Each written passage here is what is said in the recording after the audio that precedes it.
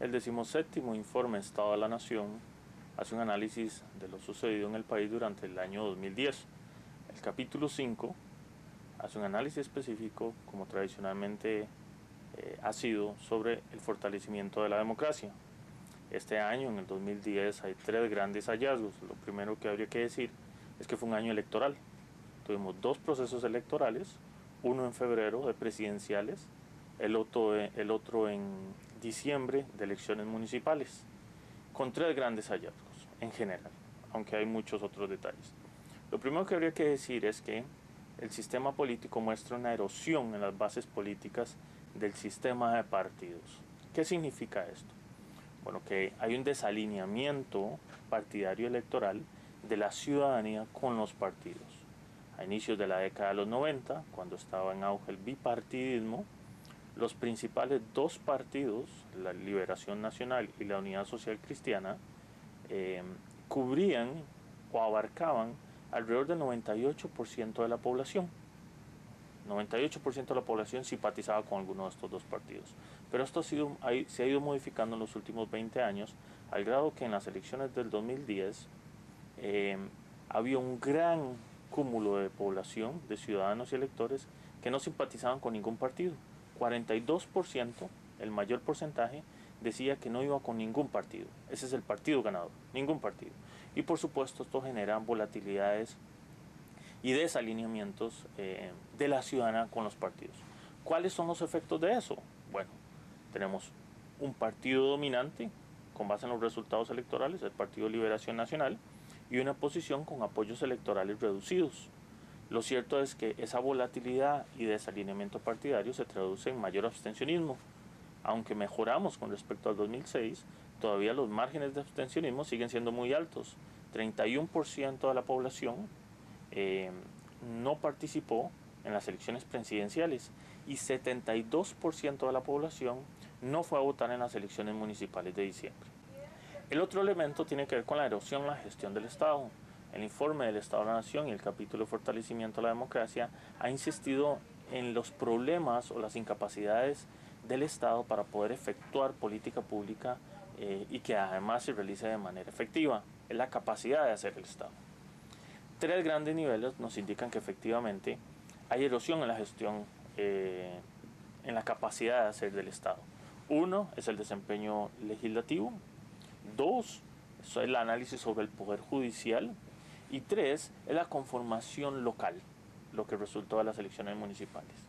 Con respecto al análisis legislativo, habría que decir primero que la legislación importante en el país dura mucho tiempo en ser aprobada y por supuesto que esto limita la gestión política de un gobierno. En este momento, o al 2010, la legislación sustantiva importante para el desarrollo humano sostenible del país dura al menos 2 años y medio en ser aprobados, y eso por supuesto que limita la acción de cualquier gobierno. Lo segundo es que lo que se aprueba en la Asamblea Legislativa no es necesariamente lo que los expertos, académicos y formadores de opinión visualizan y solicitan como prioritario para el desarrollo humano del país. ¿Qué significa esto? Que 77% de la legislación que se aprobó en la legislatura, en la primera legislatura 2010-2011, no corresponde a un set de temas que los sectores expertos han determinado como importantes para el desarrollo del país. El otro elemento tiene que ver con el asunto o el análisis del sistema de administración de justicia. Como ya el informe y el capítulo de fortalecimiento ha venido indicándolo,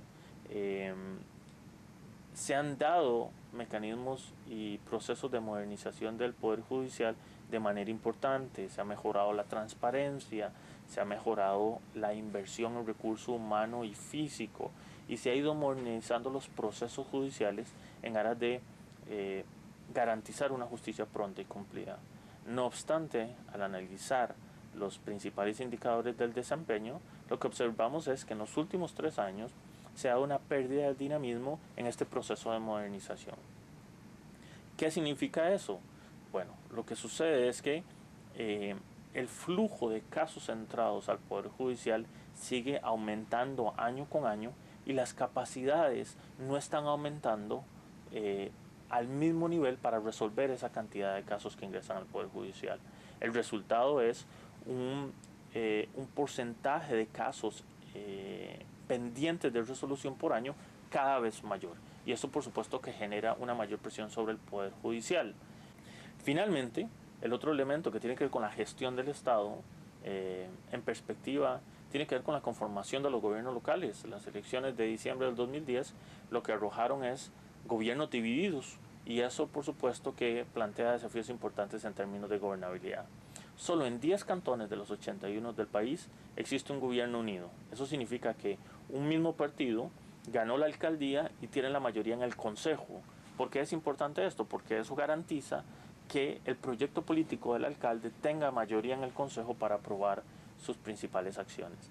En el restante 71 cantones del país, lo que tenemos son gobiernos divididos, es decir, partidos que tienen o gobiernan la alcaldía, pero no tienen mayoría en el consejo, y eso va a implicar necesariamente que a nivel local hay que activar los mecanismos de negociación, de diálogo, de liderazgo político para garantizar que los proyectos políticos de estos alcaldes en los siguientes 4 o 5 años, que es lo que van a estar en periodo, se pueda garantizar y se pueda llevar a la práctica, que su proyecto político pueda avanzar.